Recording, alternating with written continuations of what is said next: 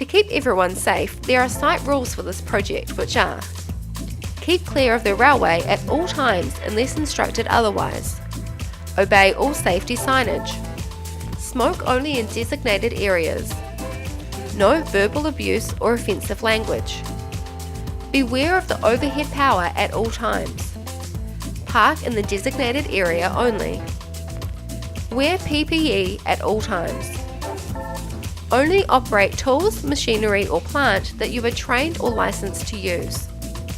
Report any incident and accidents. Risks and hazards. A hazard is something that, if not controlled, could cause harm to people, the environment or equipment. Hazards and risks that are part of your work must be identified, assessed and controlled. Doing nothing is not an option. Everyone on site must be aware of the hazards. If you note a hazard on site, inform your supervisor immediately, and if you can, take steps to remove the hazard or reduce the risk. When you're controlling a hazard, you should always try and eliminate the risk. If elimination is not possible, you must minimise the risk of the hazard. Site-specific critical risks. KiwiRail has identified some critical safety risks within the work environment that have potential for a worker to sustain a significantly life-changing or fatal injury. The first critical safety risk is trains. Much of the work is taking place in busy areas of the network where there are frequent train movements. Because of this, the work is restricted to block of line or night work. Most of the trains are electric, so they're very quiet, and you may not hear them approaching. Because trains run on rails, they can't swerve to avoid you and they can't stop quickly like a truck or car. Trains are very heavy and collisions with trains are usually fatal or lead to very serious permanent injuries, making them a critical safety risk.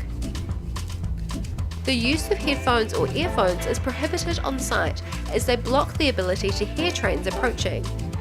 If you need to take a phone call, only use phones in safe areas away from the railway and operating plant and machinery. Some work may be undertaken behind fences with the railway operational and trains passing by. In these cases, a safety fence will be set up to separate the worksite from the live railway. It's important that nothing crosses over the fence line towards the railway. This includes machinery and plant.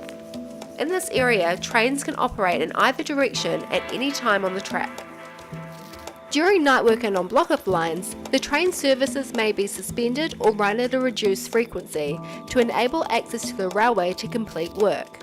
The Rail Protection Officer or Site Protector is the only person who can authorise you to access the track, and you will be required to lock on with a padlock before accessing within 4 metres of the railway.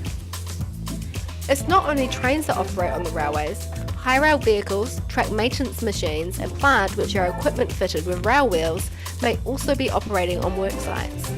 So remember, you can only access the track when authorised by the Rail Protection Officer or Site Protector. Control of energy. Overhead and underground power is a critical safety risk. The work area is electrified with 1500 volt DC overhead power lines above the railway to power the trains. This system is called overhead electrification, and because it's always live, no machinery can encroach within 4 metres of any lines.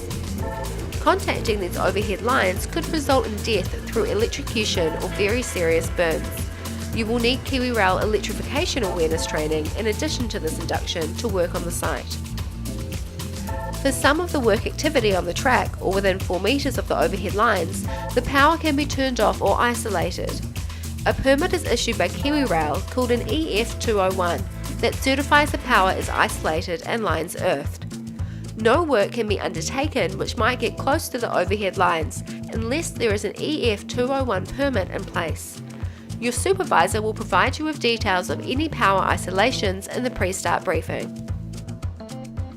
As well as overhead traction power, there are also sections of overhead 3.3 kV signalling power. In areas where there is overhead power, you will need a permit to work closer than 4 metres. In addition to overhead power, there are also buried services. A permit to dig will be required before any excavation works are undertaken. This is to ensure all cables and underground services have been located prior to working. There are traction feed cables, signalling power and fibre optic cables, which all need protecting from damage, as they can cause electrocution to personnel and significant disruption to the operation of the rail network if they get struck. People and plant interface is another critical safety risk.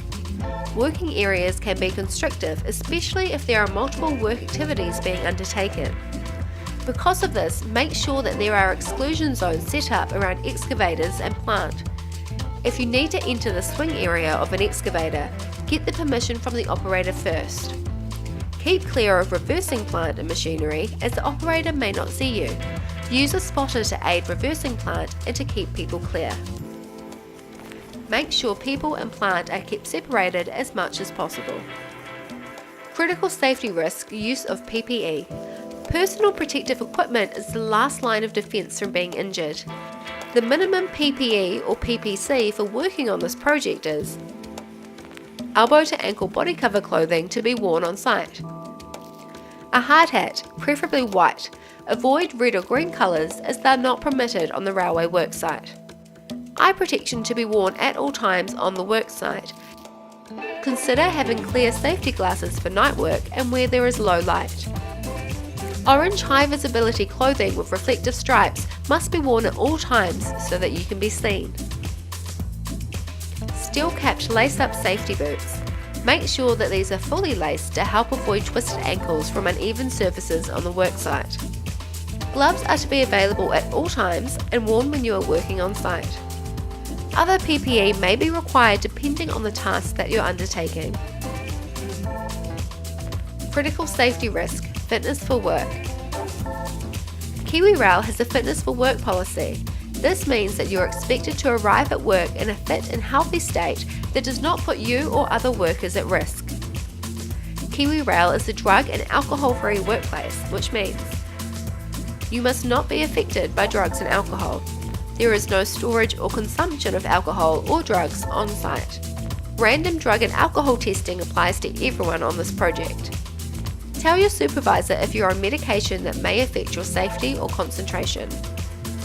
KiwiRail fatigue management guidelines require the work shift to be planned to be no greater than 12 hours. 14 hours is the absolute maximum length of shift, however this requires approval from the KiwiRail project manager. Fatigue is a risk on this project as there will be day and night works along with extended work periods during the block of lines. To help avoid fatigue, plan to get at least 8 hours sleep in between shifts. Take regular breaks and drink water to keep you hydrated throughout your shift. Avoid excessive alcohol. Avoid coffee or caffeine before you go to sleep. Ask your family and neighbours to be quiet if you're sleeping during the day. Use a fan to help keep your bedroom cooler when sleeping. If you're feeling fatigued, tell your supervisor before starting the shift. Much of Wellington Network's railway track is on a grade. This can be very slight and is not always visible. Steel wheels on steel rail make for easy rollaway events, and these can have deadly results if a rail-mounted trolley or plant hits workers. A key safety requirement on this project is to ensure any rail-mounted trolley or plant is secured at all times from rollaway by the application of brakes and/or wheel chocks.